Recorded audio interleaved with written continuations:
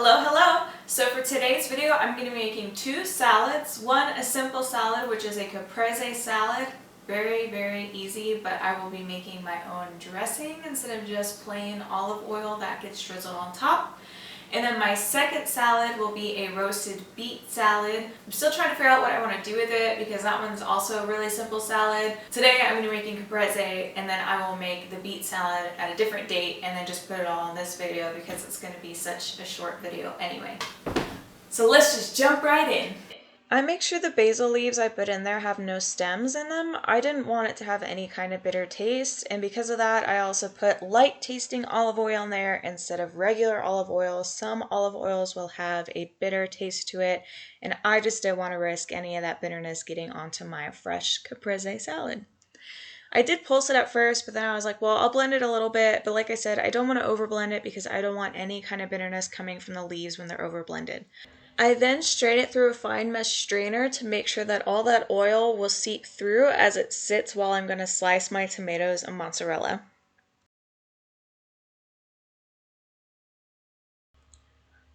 I slice off the ends of my tomatoes. I didn't worry about fishing out that stem part. It wasn't really a big deal to me, but you'll probably want to do that because it is kind of hard to eat. I only use the sliced parts. I don't really use the end parts at all, so that is a little bit of a waste. I end up using this fresh mozzarella log that I found in the store, and it was like the only one left. I guess everybody loves fresh mozzarella right now.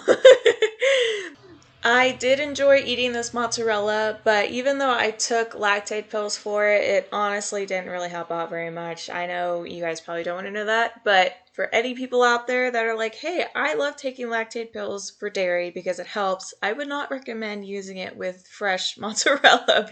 So I end up just spreading this on the plate as artsy as possible since it's a really simple salad. It's literally 3 ingredients. Then I try to make it at least look nice, you know, the way that it can and take up as much of the plate space as possible. I kind of want to fill in that space and just make it look kind of filling even though it's a very small and snackish kind of salad. Then I end up pouring my basil olive oil on top, and I also salt and pepper it with white pepper so that you don't really see the pepper flakes, so it can keep the authenticity of the white cheese and tomatoes. I then sprinkle on some basil chiffonade, which is basically just a fancy term of ribbon cuts for herbs or basil specifically, or mint, so it just looks nicer than minced up. So that was a super simple, super easy salad. It's even something that you could just put together for, you know, a couple friends or whatever. This was only from 1 tomato that I cut up, and then about half a block, oh no, about half a log of mozzarella. But of course I try everything on camera. I try to cut out the whole like chewing sounds because I know some people have a problem with that. My sister specifically I know doesn't like the sound of chewing, so I'm sure there's plenty of people out there that don't like the sound. But I'm curious to try what my oil tastes like. I probably should have blanched my basil first, which means just like drop it in hot boiling water for like maybe 30 seconds and then take it out and put it in a nice cold bath, and then take that and put it into my food processor with oil. It would have made the oil a lot more green, but I also didn't want to food process my basil too much because I can get a really bitter taste to it. But thankfully I used light tasting olive oil as well. All right, I'm gonna try some of this.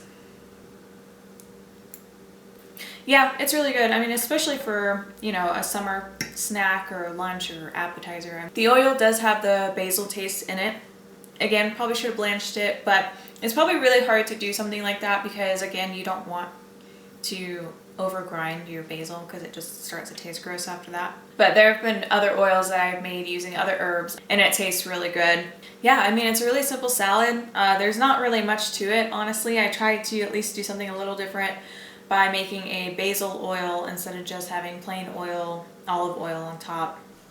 I'm back, it's a different day, and I'm going to be making beet salad now for the next part of this video. So I didn't really like the beet salad that was in my school book that I'm making for school. It was really simple. It was like just roasted beets sliced up and like a red wine vinaigrette that seemed just really boring, and yeah. So I wanted to kind of spice it up a little bit, so I ended up kind of making my own ingredients that I'm going to put into this beet salad. Because of that, it's going to be kind of like a tester. I don't know if it's going to taste good in the end. I don't know if it's going to be a good recipe. So just know that going into it, but I think that it should at least taste very well because I ended up using something called the Flavor Bible to help know what ingredients will go good with roasted beets. This is the Flavor Bible. So I bought this probably about 6 months ago, maybe 8 months ago or so. I always heard about it since I first started culinary school, but I just didn't end up buying it until recently when I had a job and I was coming up with dessert specials for the week.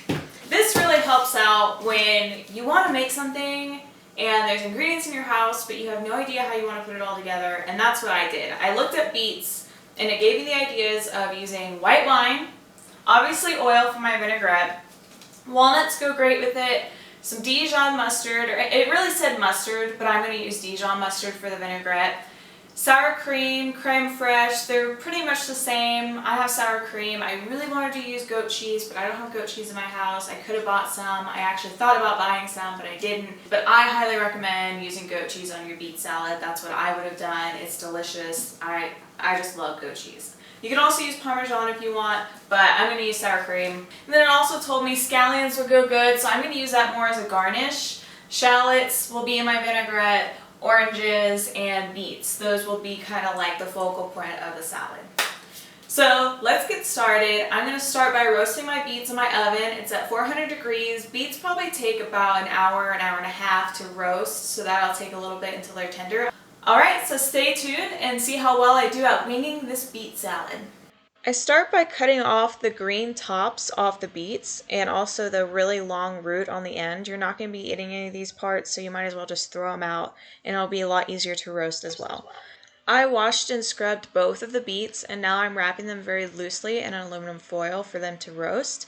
You can also roast them like how you would roast a chicken or a turkey and put them in a pan and then cover it with aluminum foil, but make sure you have that kind of cooling rack in between so it's roasting not directly on the pan.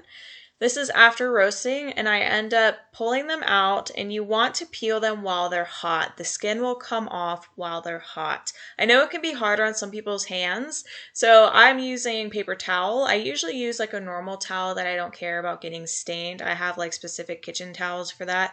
But you can always use gloves and whatnot too, but just make sure that you peel them while they're hot because it makes it so much easier. When they're cold, it is nearly impossible. Then you end up losing way more beet than you mean to because then you're using a potato peeler to try to get the skin off, and then there's all that waste. I end up juicing 3 of these cutie oranges. You would probably only end up juicing 1 orange if you used an actual orange. Keep in mind that cuties tend to be sweeter than an actual orange too, depending on what you decide to use. This will give me about 1/4 cup of orange juice, and then I zest my skin afterwards. I would recommend doing it before, but it wasn't that hard for me to do it afterwards, but it is a lot easier if you do it before you juice it. Now I'm starting to cut up and mince up my shallot. I don't really mince it, I just dice it more because once you put it into the blender, it's going to shred up anyway. But you still want it somewhat small because you're not going to blend it over a long period of time like actual dressing where you're trying to incorporate the oil in there. Instead, I'm only going to blend it for a few seconds just to get everything kind of mixed up well enough to put on the plate. Now I'm adding honey. Mine was crystallized, so that's why it looks like this, even when I put it in boiling water. And I'm also going to add a little bit of olive oil in there as well, probably about half the amount of juice, so that would be, what, 1/8 of a cup? And then I blend it, and this is literally as long as I blend it for. Like I said, it doesn't take very long at all. I also boiled down some white wine and put that in there, but it was a very fruity wine, so it's not like it added enough acid. I ended up zesting a little bit more because there wasn't enough orange flavor, and because there wasn't enough acid flavor, it's a vinaigrette. It needs vinegar, so I ended up pouring in some vinegar in there to bring out that acid.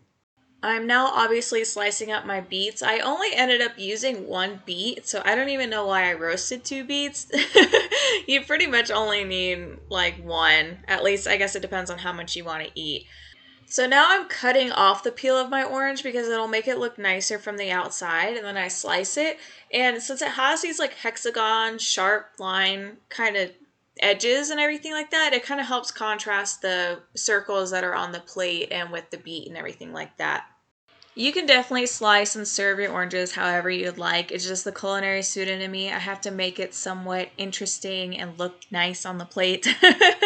So I ended up adding some walnuts on top because walnuts go really well with beets. So now I'm chopping up some cilantro and putting that on top. In the beginning of this, I wanted to use green onion, and I used pretty much all my green onion for my Asian stuff, and whatever one stalk I had left, I threw it out because I was like, well, I'm not going to use it the next week. And yeah, I just forgot that I was going to put it on my beet salad. So, oh well. Anyway, so then I end up adding the vinaigrette that I made all over the plate as much as possible. I had a little more cilantro on top because I covered some of it with a vinaigrette, and then I also salt to make sure a lot of that flavor will come out. Alright, so this is what your first time trying beets in general. So I convinced Ben to try beets on camera, the salad I made. I'm actually not super confident about it, so we'll see how it goes. Are you ready? Yeah. Okay. Yeah, what do we have to get? The orange and the beet, or just a beet? All the ingredients as possible, I guess. We cut it up too. Oh my god. Ready?